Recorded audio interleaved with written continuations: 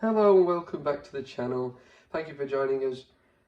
I'm going to do with some videos about child behaviour, and I'd like to start by talking about something that happened this morning. It's something that happens a lot and I've learnt from it.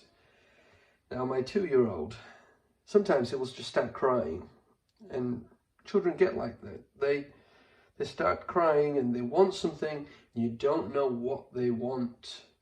And usually when I give them, for example, this, he gets very happy. But today, he's not.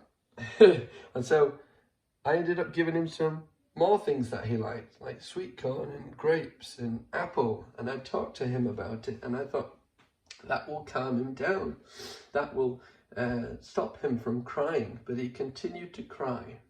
And as parents and as adults and as people, sometimes we fail to acknowledge that they are people who function very similar to us.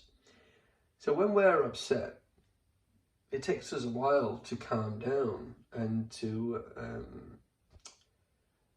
regain our self after being upset, or if we've cried, for example.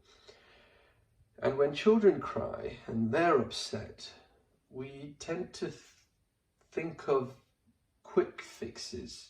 We hope they'll stop all of a sudden very quickly. And that's what I started to do. I started to give him more things that he liked, but he didn't like it. And what we always fail to acknowledge, and it's such a big part of being a human being, is the physical touch. Giving your child a hug and giving them time to gather their emotions. We don't do that enough. So what I did, and what I've learned to do, is to go in there, pick my 2-year-old up and let him cry, and I put the breakfast which I'd made for him next to him, but I don't ask him to have it, and I give him time to cry and express himself. And only after I've given him some time does he, by himself, say, give me that cereal now, give me that food now, I'm ready to move on.